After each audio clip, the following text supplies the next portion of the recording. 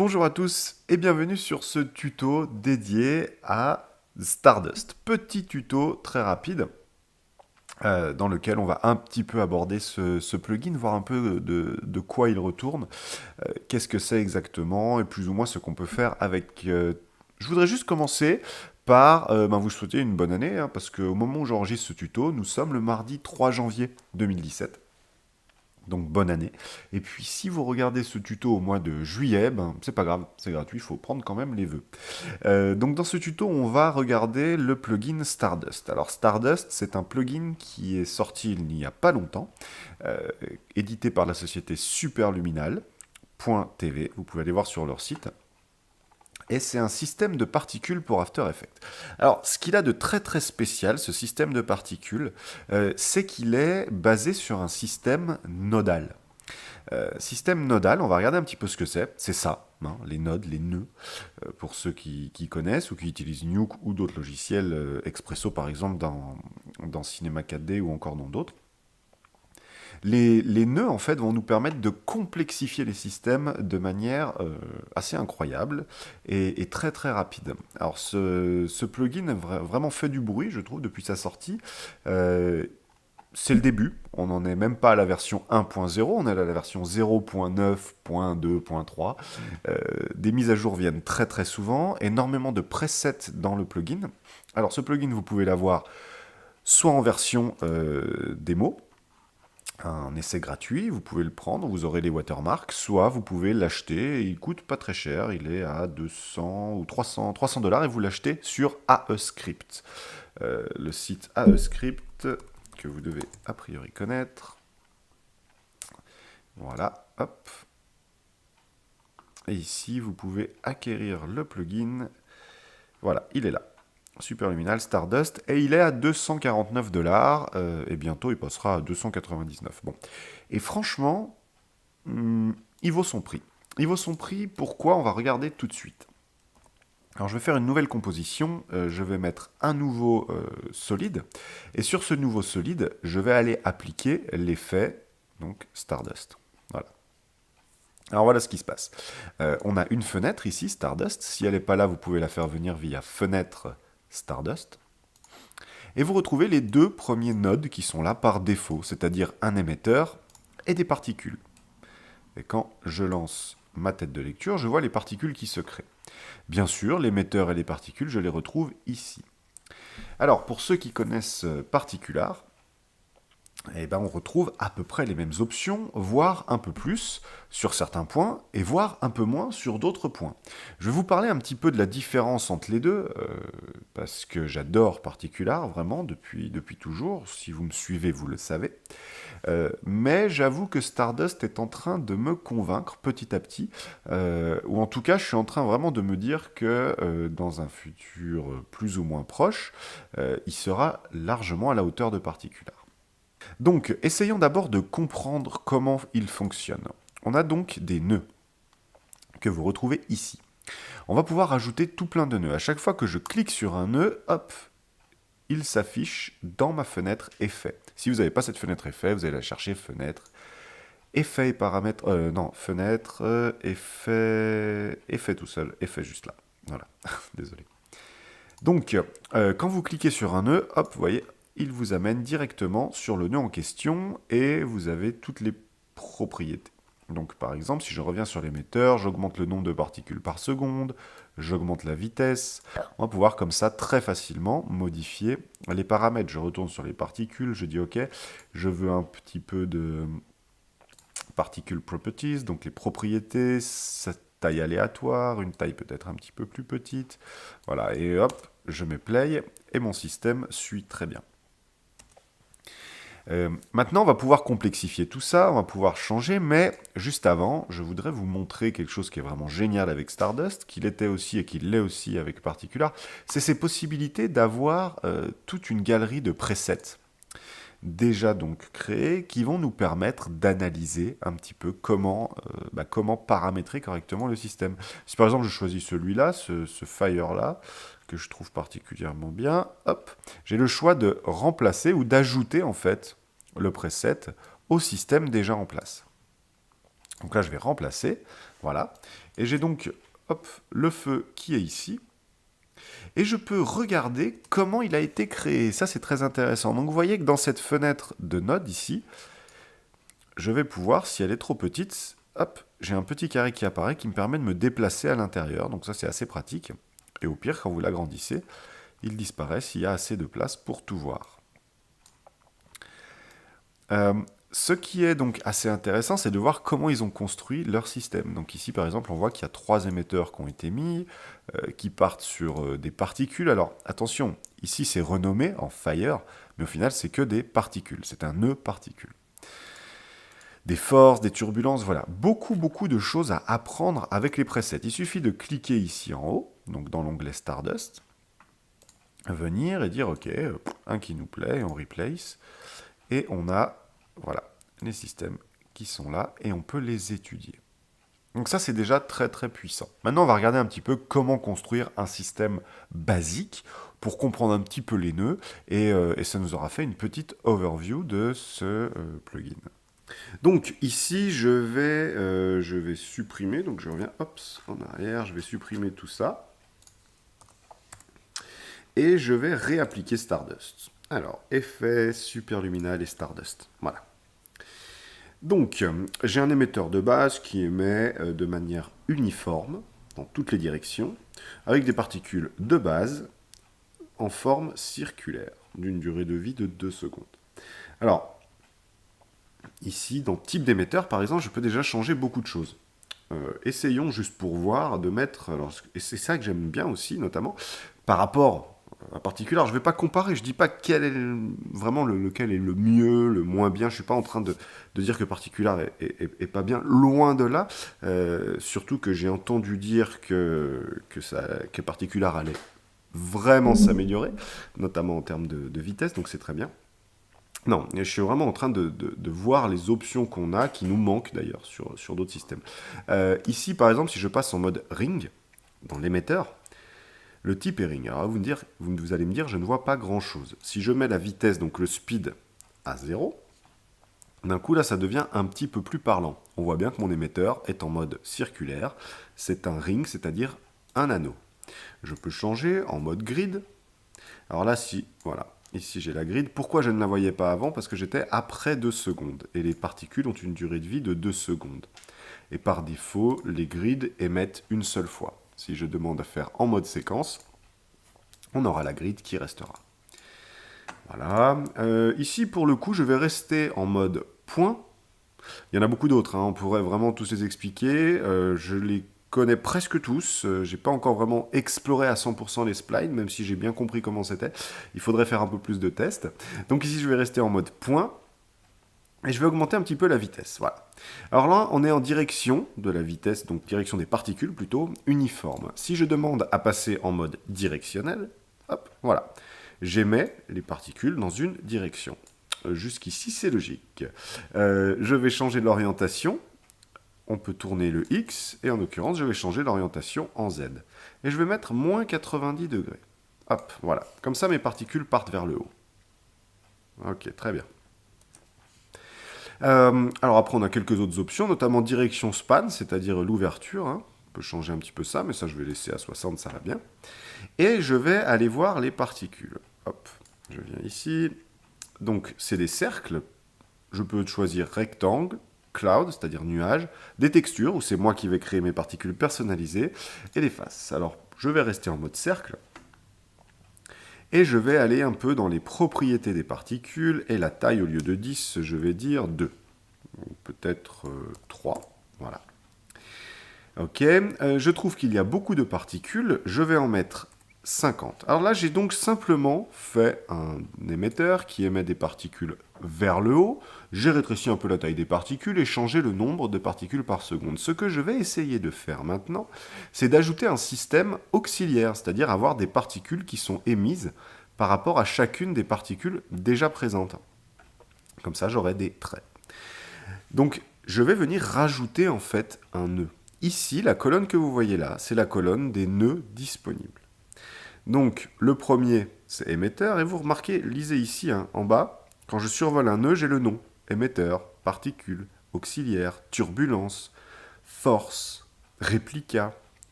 Donc moi je vais cliquer hop, sur le nœud auxiliaire. Et vous voyez que j'ai un nouveau nœud qui a été créé, le nœud auxiliaire. Alors ces auxiliaires, là comme ça, ce nœud tout seul, il ne peut rien faire.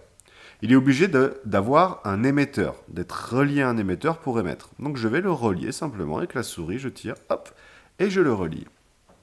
Et là, vous allez me dire, super, je ne vois rien. C'est normal, les auxiliaires doivent savoir quelles particules émettre. Alors ici, j'ai le choix. Soit je relie ces auxiliaires aux particules déjà présentes, soit je crée des nouvelles particules dédiées aux auxiliaires. Et c'est ce que je vais faire ici. Je vais donc recliquer sur le nœud particule. J'ai un nouveau nœud particule qui a été créé, je l'amène ici. Je relie à auxiliaire, et maintenant, j'ai des particules qui sont émises. Le problème, c'est que le nœud auxiliaire possède un paramètre vitesse. Donc, par défaut, il est à 100, je vais le mettre à 0. Et là, on commence un peu à retrouver le système d'avant.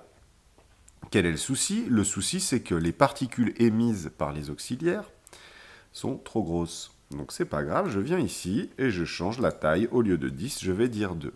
Boum. Et voilà, je me retrouve avec les cercles, les traits que je voulais. Ok. Donc, on regarde en mode lecture. J'ai mon émetteur qui émet mes particules et mes auxiliaires. Très bien. Maintenant, juste pour explorer un petit peu, on va rajouter un nœud. On va aller dans le nœud field, ça veut dire champ. Donc on peut rajouter des champs, des sortes de forces en fait. Champ sphérical, cubique, tout plein. Vous allez voir, c'est assez impressionnant. Donc là, je l'ai ajouté. Il y a des nœuds comme celui-ci qui agissent sur tout ce qu'ils voient par défaut, ou alors qui ne peuvent agir que sur certains nœuds spécifiques. Typiquement, le field ici, par défaut, il agit sur tout. Vous voyez que tout a été modifié. Alors, on va regarder un peu après ce qu'il fait exactement, mais voilà, ici, il a suffi que je le déplace un petit peu pour qu'on voie. Il agit sur absolument tout. Si je le prends et que je le relie aux particules ici, il n'agira que sur les auxiliaires, parce que on voit bien le chemin de ce champ. Donc ça, je trouve déjà que c'est une sacrée puissance. La possibilité de pouvoir choisir un champ ici, par exemple, ou d'autres, des éléments spécifiques qui agissent sur des parties spécifiques du système. C'est extrêmement puissant. Et ça offre beaucoup de possibilités. Donc là, regardons ce que ça donne. Je vais mettre lecture. Voilà. Voilà. Tout est concerné en fait par ce champ, field. Par défaut, le type de field est en sphère, mais je peux changer. Si par exemple je mets box, vous voyez, j'ai une box. C'est-à-dire qu'une sorte de force à l'intérieur qui va contraindre les particules. Alors là, vous allez me dire, ah tiens, c'est un peu pointillé, ça ne va pas. Pas de problème, on va dans les auxiliaires, et je vais augmenter le nombre de particules par seconde des auxiliaires. Au lieu de 100, déjà, si j'en mets 200, hop, ça va un petit peu mieux, on va en mettre 400. Et voilà. Ok, donc là, on a vu comment on pouvait créer un système, le modifier un petit peu. Et on va aller un tout petit peu plus loin, juste pour continuer d'apprendre. Hein. Donc le champ, je ne vais pas le laisser en mode box. Je peux changer. Alors il y en a plein, pour le coup, c'est assez intéressant. Notamment le mode bend aussi est assez intéressant. On va pouvoir tordre comme ça les particules et créer un espèce de vortex. Enfin, je trouve ça vraiment, vraiment très cool. Je vais changer l'opacité là, de mes particules. Je les trouve un petit peu trop présentes. Voilà, même un peu moins. Je vais mettre 10. Et là, on met lecture, hop. Et vous voyez un petit peu, on a bien le bend qui agit, les particules qui tournent. C'est vraiment assez incroyable comme c'est puissant. C'est là, typiquement, qu'on a des options supplémentaires hein, que d'autres systèmes n'auraient pas. Si dans tout ça, je veux mettre des turbulences, c'est-à-dire que je veux que le tout bouge un petit peu, aucun problème. Je viens ici, le nœud turbulence et ces petites vaguelettes, je clique, je le rajoute, et de la même manière que le field, les turbulences vont agir sur tout ce qui se trouve dans le système, sauf si je le connecte à une partie spécifique du système. Donc je descends ici, et je vais lui dire position offset, on va monter un petit peu, voilà, hop, par exemple comme ça. Je vais pouvoir animer tout ça, bien sûr, donc je me mets à 0 secondes, fractal offset Y, c'est-à-dire le décalage du fractal sur l'axe Y, donc l'axe vertical. Je vais en faire un petit décalage. J'ai mis une image clé en cliquant sur le petit chronomètre ici. Je vais retrouver cette image clé là. Je vais aller quelques secondes plus loin, on va dire 5 secondes. Et je vais simplement taper une valeur pas très importante, hein, moins 20. Voilà. Et on va avoir, hop, si je mets lecture maintenant, vous voyez, on a notre système qui bouge dans tous les sens. Bon, ça c'est simplement pour donner un petit exemple. Voilà. Et on va pouvoir comme ça absolument tout animer. C'est vraiment très puissant. Bon, c'était pour un peu expliquer comment on crée des nœuds. Maintenant, je vais rapidement vous dire ce que chaque nœud peut faire, mais je ne vais bien sûr pas détailler, pas rentrer dans des exemples, parce que là, ça deviendrait une formation complète. Et comme je vous l'ai dit, en plus, je suis loin de tout savoir. Mais les nœuds, quand même, je les ai tous testés. Alors, le premier, on a vu que c'était le nœud émetteur, qui permet de créer un émetteur. Deuxième, le nœud particule, qui permet de créer des particules. Promis, je le fais pas à chaque fois. Le troisième, le nœud auxiliaire. Le quatrième, alors ça c'est pas mal, le nœud force. Donc les forces, en fait, quand je l'ajoute, je le mets là. Je viens voir ici. Vous voyez que j'ai pas mal de choses qui sont liées à la physique, notamment la gravité. Donc je peux rajouter de la gravité à mon système, ou juste à certaines. Donc là, par exemple, hop, il se crée et puis ça tombe. Voilà, il est trop lourd. Ça marche. Du vent, du spin, c'est-à-dire, hop, le spin c'est vraiment une sorte d'éclat comme ça, alors, bon, je suis pas trop fan, mais voilà. Donc la force c'est ça, et vous pouvez en rajouter autant que vous voulez. On a le nœud turbulence, donc on en a vu juste on en a vu un juste avant, qui est déjà là, donc qui va permettre de rajouter plein de types de turbulences. Donc sphérical, axe sur un côté, on peut choisir les axes, c'est vraiment très puissant. Je suis loin d'avoir tout exploré ici, et je vous avoue que j'ai hâte d'aller un petit peu plus loin. Et un truc absolument top ici, par contre, c'est qu'on peut gérer la turbulence over life. C'est-à-dire qu'on va pouvoir dire à un moment, il y a de la turbulence, ou à un moment, il n'y en a pas. Et ça, franchement, ça c'est génial. Typiquement, là, je ne veux pas de turbulence au début, mais beaucoup après. Ou alors beaucoup à partir de là, et pas du tout là. Hop. Voilà, donc on n'en a pas du tout, et à la fin, on en a. Ça, c'est un énorme plus. C'est vraiment juste un truc de malade, de pouvoir comme ça gérer la turbulence over life, avec encore plein d'options. On a ici le field, hein, on l'a déjà vu. Donc par défaut, c'est spherical field, mais vous pouvez rajouter tout plein de choses. Vous pouvez mettre en box, en dégradé, dégradé radial, trou noir ou object. Et object, alors là, c'est génial parce que vous allez pouvoir ramener un objet 3D pour créer un champ. Donc là, franchement, bravo les développeurs. Bend, stretch, twist, spiral et maps. Donc maps, pas encore vraiment tout regarder, Maps, mais on va pouvoir créer des déplacements assez sympathiques avec Maps. Allez voir d'ailleurs sur le site de l'éditeur, ils ont quelques exemples absolument géniaux. Ensuite, Replica. Alors Replica, c'est le top. Je sais pas ici, j'ai peur que ça fasse cracher. Hein. Replica, je vous le dis franchement, il a déjà fait cracher plus d'une fois mon after, donc on va essayer. Surtout dès qu'il y a des auxiliaires, etc. Mais c'est d'une puissance. Ah bah là, il marche plutôt bien pour l'instant. On va pouvoir faire répliquer vraiment notre système.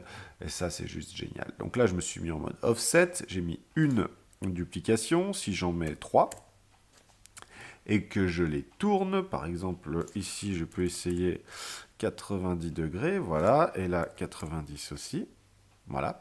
Et là, vous voyez qu'en fait, j'ai un système qui s'est répété 4 fois, de manière franchement très rapide, grâce à ce réplica. Alors, c'est juste trop puissant.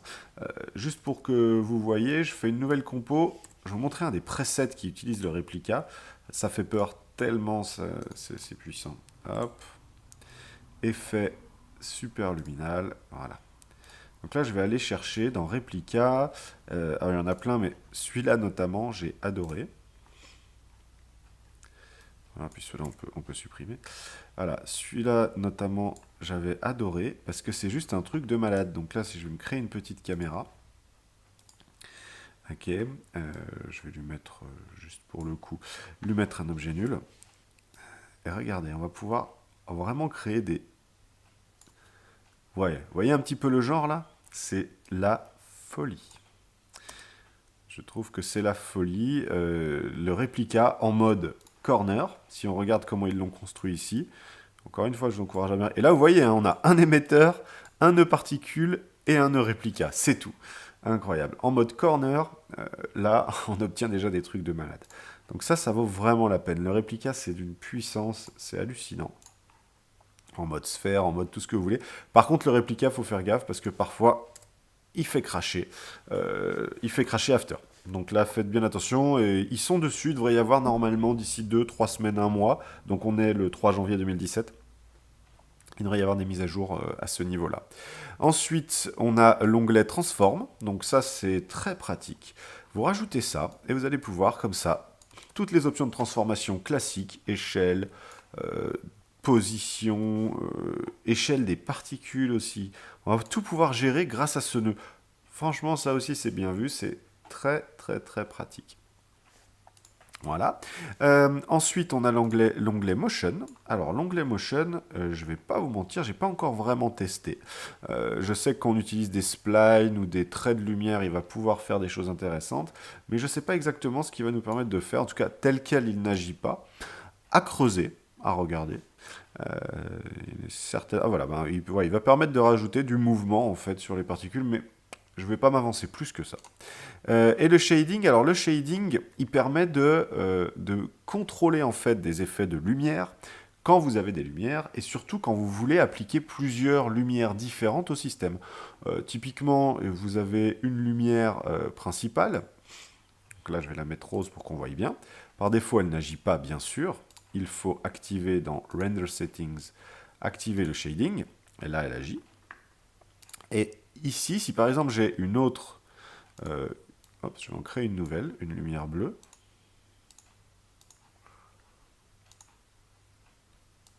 Voilà, je crée cette lumière bleue. Donc là, je vais avoir un mix entre les deux, c'est normal. Mais si je dis ici, dans Shading, que j'ai créé Starting With, et là, je vais dire lumière 2, on va l'appeler A. Et je vais appliquer ça à ce système de particules. On va pouvoir dire, non, tu ne regardes que les lumières qui commencent par telle lettre ou tel mot. Donc là, ma lumière, elle s'appelle A. Je lui ai dit, prends qui commence par A. Donc le système ne prend en compte que cette lumière-là qui est bleue. Voilà. Et du coup, bah, ici, c'est la lumière principale parce que ce n'est pas les mêmes qui ont été appliquées. Donc le shading va permettre simplement de rajouter des lumières et de demander aux particules d'interagir avec telle ou telle lumière. Voilà. Donc on a fait rapidement le tour des nœuds, hein, on n'est pas été en profondeur, encore plus notamment sur le motion, hein, je pense que vous l'avez noté.